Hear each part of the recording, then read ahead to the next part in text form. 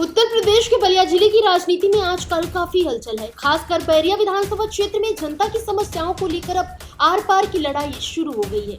हाल ही में समाजवादी पार्टी के कद्दावर नेता अंगद मिश्र फौजी के नेतृत्व में सैकड़ों कार्यकर्ताओं ने तहसील मुख्यालय पर जो प्रदर्शन किया उसमें प्रशासन की नींद उड़ा दी है।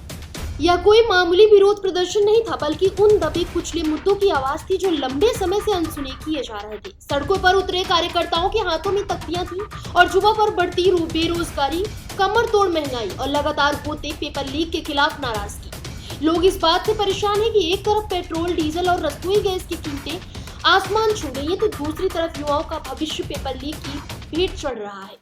प्रदर्शन के दौरान अंगद मिश्र फौजी ने सीधे तौर पर प्रशासन को घेरा। उन्होंने उप जिला अधिकारी के माध्यम से राज्यपाल को 15 सूत्री पत्र सौंपा। इसमें न सिर्फ महंगाई, बेरोजगारी का जिक्र था, बल्कि बैरिया के उन बाढ़ प्रभावित इलाकों की बदहाली का मुद्दा भी प्रमुखता से उठाया गया, जो हर साल तबाही झेलते हैं, लेकिन मदद के नाम पर उन्हें सिर्फ आश्वासन मिलता है।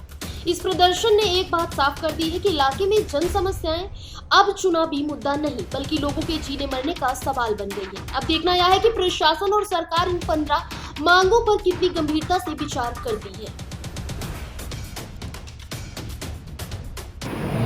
आज किस तरह का कार्यक्रम का आयोजन किया गया था, क्या रहा? आज जो है जिस प्रकार से वर्तमान की सरकार उत्तर प्रदेश के चल रही है, जो जनता के हित में कोई काम नहीं हो रहा है, जिसमें आपका गैस का है, पेट्रोल का है, डीजल का है, नौजवानों के लिए पेपर लीक का मामला है, छात्रों के लिए शिक्षा नहीं मिल रही है, बूढ़ों बुजुर्गों के लिए स्वास्थ्य नहीं मिल रहा है, उसी सब मुद्दा के लेकर। और हमारा द्वाबा 2 नदियों से घिरा हुआ है, एक सरजू नदी, एक गंगा जी नदी। ये अभी बाढ़ का सीजन आने वाला है, बट सिंचाई विभाग सोया हुआ है और बिजली व्यवस्था लचा है, जिससे हर गांव में जाएंगे तो तार लटका हुआ मिलेगा। कब किसी का मौत हो जाएगा किसी को पता नहीं है। ये सारे मुद्दा को लेकर समाजवादी पार्टी बैरिया विधानसभा के तहसीलदार जो SDM महोदय को पत्रक सौंपा और उनको बताया कि इसके जो कार्यक्रम हम लोग आपको धारणा में दिए हैं, पत्रक दिए, यदि 1 महीना के अंदर इस पे कार्रवाई सुनिश्चित नहीं हुआ तो हम इससे भी बड़ा जन आंदोलन करेंगे, जो जनता के हित में होगा और जनता के फैसला हक में होगा। पत्रक किसके नाम से दिया गया है? पत्रक जो है उपराज्यपाल महोदय के थ्रू SDM महोदय को दिया गया है।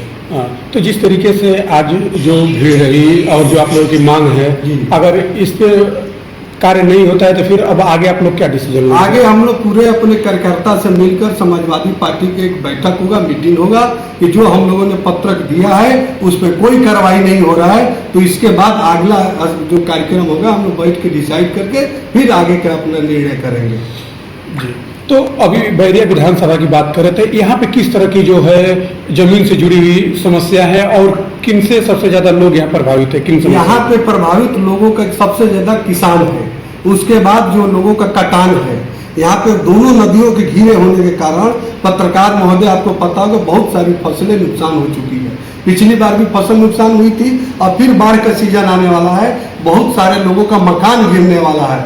इसलिए मैं सरकार से अनुरोध करता हूँ कि जो सिंचाई विभाग है उसको दुरुस्त करके जल्द से जल्द इस पर कार्रवाई किया जाए, ताकि बाढ़ के आने से पहले लोग सुरक्षित हो जाए। बट हमको उम्मीद नहीं लग रहा है, क्योंकि इसी तरह से आपको पता होगा कि 2019 में वर्तमान की सरकार भाजपा के 29 करोड़ का बांध बनाया गया था, जिसमें 150 गांवों को सुरक्षित करना था और भाजपा सरकार ने सैंक्शन किया था, बट 1 साल नहीं हुआ वो बांध टूट गया। आपको भी पता है कि जोगी जी भी आए थे वहां पे और बोले थे इसका पैसा का रिकवरी भी होगा और इसको पैसा जो सरकार ने जो गलती किया है उसको जेल भी भेजा जाएगा, बट आज तक कोई कार्य नहीं हुआ।